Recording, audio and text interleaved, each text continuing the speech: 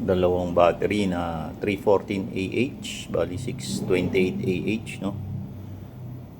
12 kilowatt na hybrid inverter, 250 amp na breaker DC MCCB. Yan, pang battery yan. So 50 mm. Tapos DC breaker, mapapansin mo no, positive dito, pero since ito yung source ko galing sa panel, ito yung ginamit natin na positive. Pag dito kasi manggagaling, ito gagamitin mo positive, tapos negative. So syempre papunta na dito sa inverter kung ano lang yung tapat. Unlike dito, ayan, positive yung ginamit ko kasi yung source ko galing dun sa taas. Ito, so dito ako dumaan, tapos same lang yan, positive negative.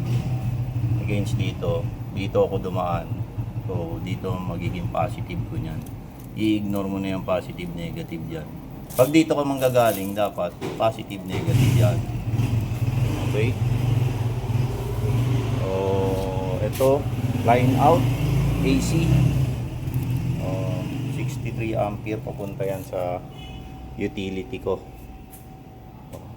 Okay, ganun lang naman. Tapos ito yung surge protection ng DC. Dapat naka-ground yan.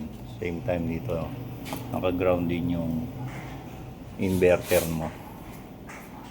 Ito medyo magulo, no? Kala mo magulo, pero kung tutuusin, tatlo lang to dapat. Ito yung pinaka-importante. Ito yung galing sa inverter, no? 12 kilowatt. Pumunta dito, dumaan para matrace niya kung ilang kilowatt yung nagagamit mo. Ganyan, katulad nga, 1.5 kilowatt. Then ito yung out. Pupunta siya dito sa ATS para supply ng solar. So yung isa naman, supply ng grid. Ito yung grid ko. So naglagay lang ako ng 63 amp dito.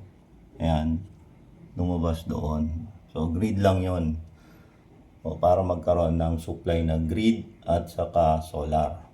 So ito, kung tutusin, puro load na to. Marami lang akong breakers, pero kung tutusin, isa lang dapat yan.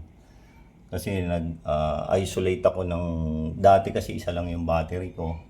So naglagay muna ako kung ano yung mga essential ko na ginagamit. Hindi ko muna niload lahat. Pero since ngayon, dalawa na yung battery ko, malamang nandito na lahat yan. Tatanggalin ko na to.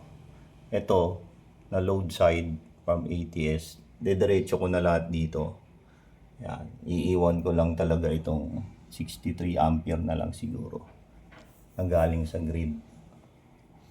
Ayan, no? So magulo kasi nag-isolate talaga ako. Kung tutusin, titingnan mo, hinugot ko yung mga, nag-tracing ako kung saan yung aircon ko dito, ganyan. So hinugot ko muna, nilagay ko siya dito. Eventually tanggalin ko na lahat yan.